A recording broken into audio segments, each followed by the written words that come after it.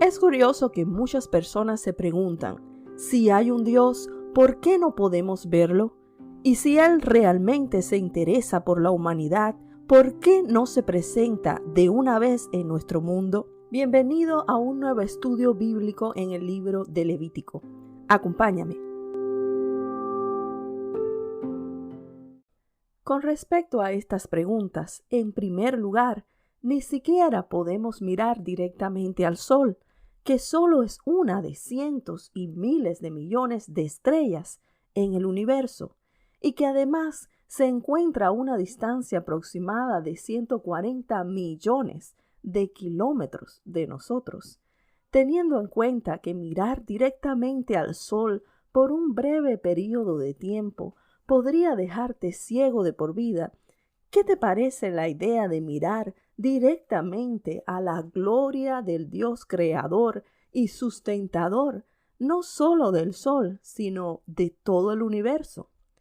Con respecto a la segunda pregunta, tanto la Biblia como el testimonio de la historia registran el evento más grandioso e inverosímil en el que pudieras pensar, la manifestación gloriosa, visible, palpable y audible de la presencia de Dios en forma humana.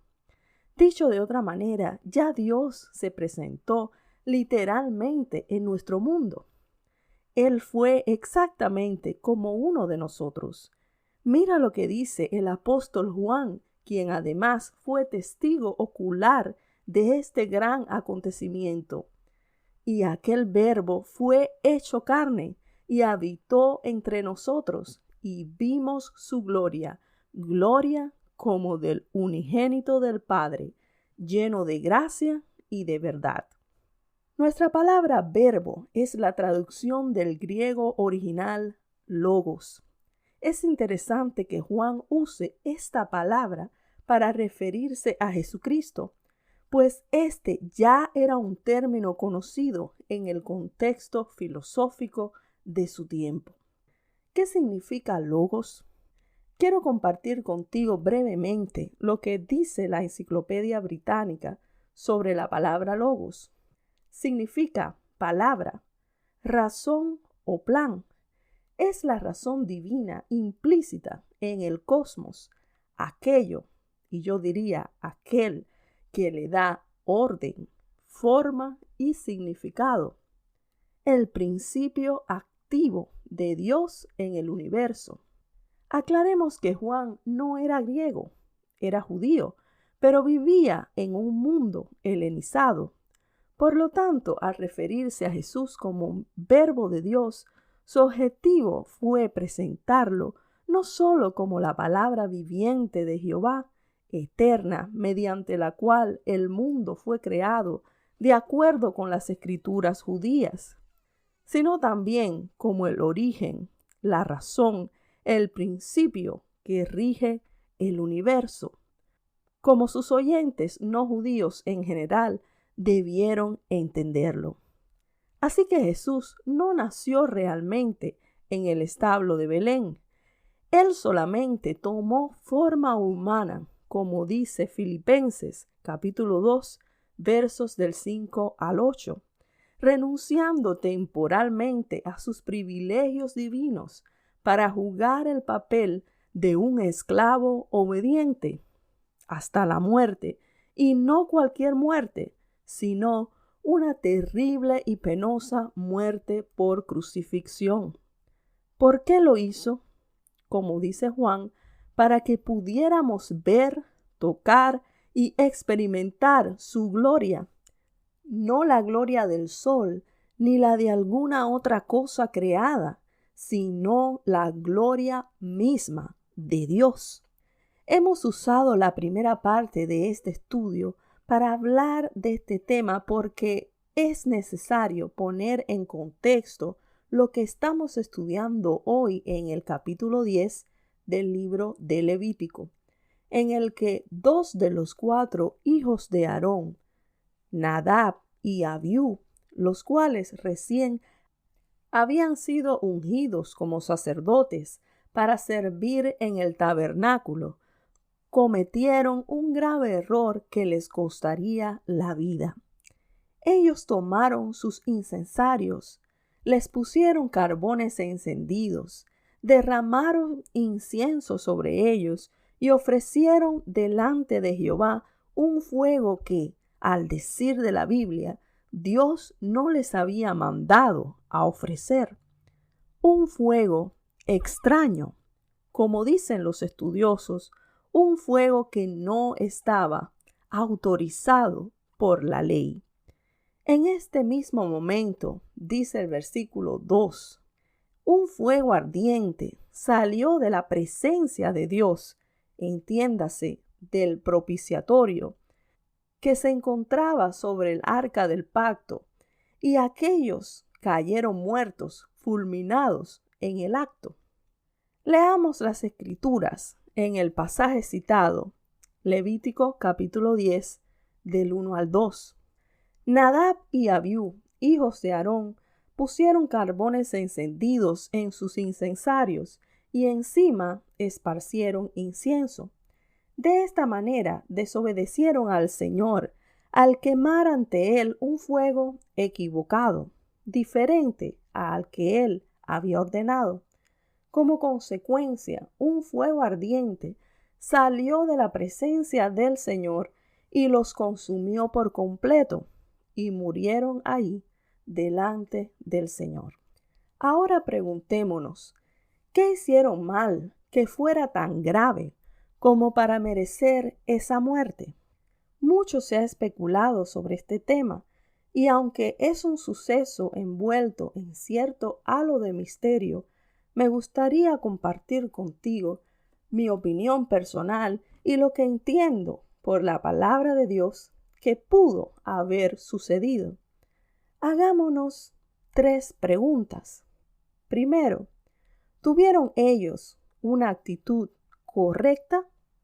La tradición judía dice que es muy probable que ellos hubieran bebido y estuvieron ebrios en el momento en que ofrecieron el incienso. Ellos dicen que esa hipótesis explicaría los versos 8 al 9 que dicen: el Señor dijo a Aarón, tú y tus descendientes nunca deben beber vino ni ninguna otra bebida alcohólica antes de entrar en el tabernáculo. Si lo hacen, morirán. Esta es la ley perpetua para ustedes, que se cumplirá de generación en generación. Aunque es posible que este fuera el caso, la Escritura no dice explícitamente que ellos hubieran bebido. De hecho, no tenemos ninguna razón para dudar primeramente de su integridad personal, pues ellos mismos fueron escogidos para subir al monte de Dios con los 70 ancianos y vieron la manifestación de la gloria de Jehová. Además, el verso 8 parece desviar la atención del lector desde el trágico suceso de la muerte de los hermanos hacia un contexto diferente, más de enseñanza. En segundo lugar, ¿de dónde tomaron los carbones encendidos para los incensarios? Recordemos que la gloria de Dios se manifestó en el tabernáculo y prendió un fuego santo sobre el altar de bronce. Este fuego debía arder permanentemente, día y noche, alimentado por las constantes ofrendas y los diferentes sacrificios del pueblo de Israel. Las Escrituras no especifican si Nadab y Abiú tomaron carbones del altar, como debieron haber hecho, o de alguna otra parte. De ser este último caso, resultaría más fácil entender por qué se le llamó fuego extraño al fuego que ofrecieron los 2 hermanos delante de Jehová. Otra posibilidad aquí es que los hijos de Aarón ofrecieran incienso extraño, ya que la ley de Moisés establecía pautas muy específicas para la preparación del incienso aromático que se usa en el tabernáculo. Número 3. ¿En qué lugar específico del tabernáculo ofrecieron el incienso? El pasaje nos dice que ellos lo hicieron delante del Señor. Esta frase, que se repite bastante en Levítico, no denota una parte específica del santuario.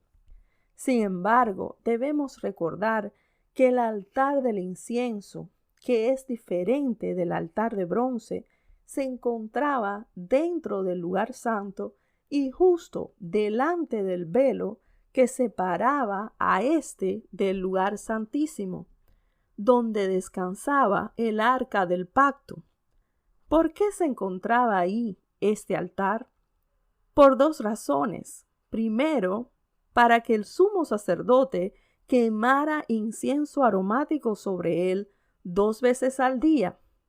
En la mañana, al preparar las lámparas del lugar santo, y al atardecer, a la hora de encender las lámparas. Usted puede leer sobre esto en Éxodo 30, versos del 7 al 8. En segundo lugar, el altar estaba delante del velo para que el sumo sacerdote preparara el incienso con el cual entraba detrás del velo y dentro del lugar santísimo una vez al año en el día de la expiación. Leamos Levítico capítulo 16, versos del 1 al 2.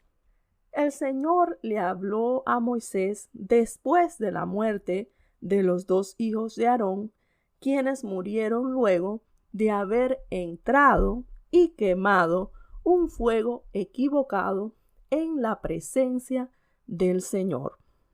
El Señor le dijo a Moisés: advierte a tu hermano Aarón que no entre cuando quiera en el lugar santísimo, que está detrás de la cortina interior. Si lo hace, morirá, pues allí está la tapa del arca, el lugar de la expiación, y yo mismo estoy presente en la nube que está sobre la tapa de la expiación.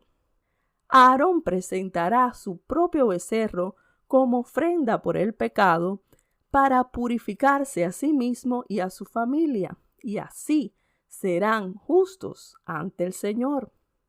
Después de haber matado al becerro como ofrenda por el pecado, tomará un incensario y lo llenará con brasas ardientes del altar que está delante del Señor, es decir, el altar del incienso. Luego tomará 2 puñados de incienso aromático en polvo y llevará el incensario y el incienso detrás de la cortina interior. Allí, en la presencia del Señor, entiéndase aquí, el lugar santísimo, pondrá el incienso sobre las brasas encendidas a fin de que una nube de incienso se eleve sobre la tapa del arca, el lugar de la expiación, que está sobre el arca del pacto.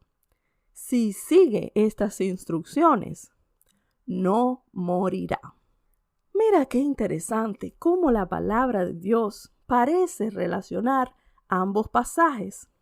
De acuerdo con lo que leemos aquí, es muy probable que Nadab y Abiú hayan entrado detrás del segundo velo y se hayan atrevido a ofrecer incienso en la misma presencia de Dios, la cual se manifestaba sobre la tapa del arca en el lugar santísimo. En ese caso, ellos pudieron haber entrado en ignorancia, pues aún no se habían recibido las instrucciones concernientes al día de la expiación, y por lo tanto debieron haber entrado sin prepararse y sobre todo sin llevar consigo la sangre de la expiación, la cual el sacerdote Aarón tenía que rociar sobre el propiciatorio o tapa del arca para salvar su propia vida y la vida del pueblo.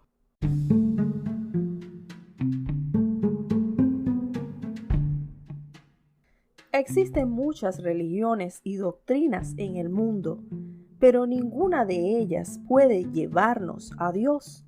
Solamente a través del perfecto sacrificio de Cristo tenemos acceso al Padre. Nadab y Abiú tuvieron un encuentro demasiado cercano con la santidad de Dios, para el cual no estaban preparados. Aun cuando sus intenciones pudieron ser buenas, las consecuencias para ellos fueron nefastas. De la misma forma, si tú y yo llegáramos a la presencia de Dios en este mismo momento, sin llevar con nosotros el testimonio de la sangre de Cristo, derramada en la cruz del Calvario como propiciación por nuestros pecados, al llegar allí solamente experimentaríamos el justo juicio de Dios. Es imprescindible que tengamos la sangre de Cristo, la sangre para la expiación.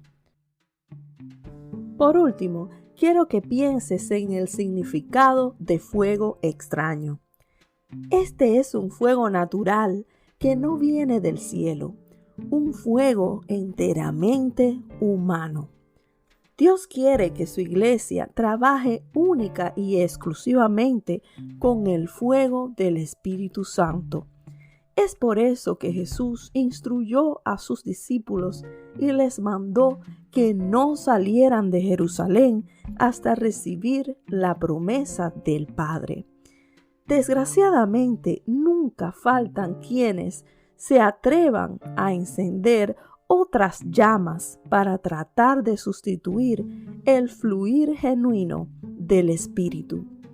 Recordemos lo que dice la Biblia en 1 de Juan 4:1. Amados, no les crean a todos los que afirman hablar de parte del Espíritu. Pónganlos a prueba para averiguar si el Espíritu que tienen realmente proviene de Dios.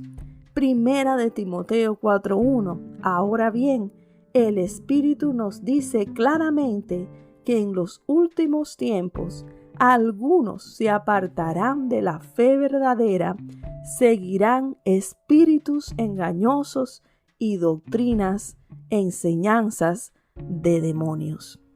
No debería tomarnos por sorpresa que muchos hayan introducido un espíritu de confusión y falsas doctrinas dentro de la Iglesia de Cristo. Es importante que sepamos y seamos capaces de discernir qué manifestaciones y qué movimientos son realmente del Espíritu Santo y cuáles no lo son. Todo esto sin dejar de lado la operación genuina de los dones y ministerios dados por Dios a su pueblo para la exaltación de Cristo.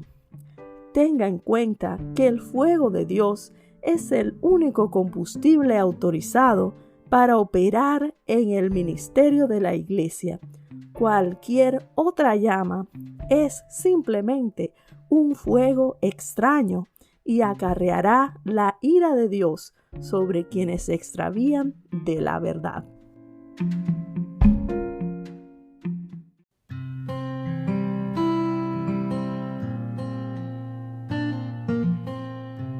Querido amigo, me gozo en saludarte una vez más. Gracias por tu atención y por permitirme compartir contigo el precioso tesoro de las Escrituras. Si te he podido ser de bendición, no dudes en suscribirte y compartir la palabra de Dios con otras personas. En este momento me despido, pero no sin antes desearte que el Señor te bendiga más.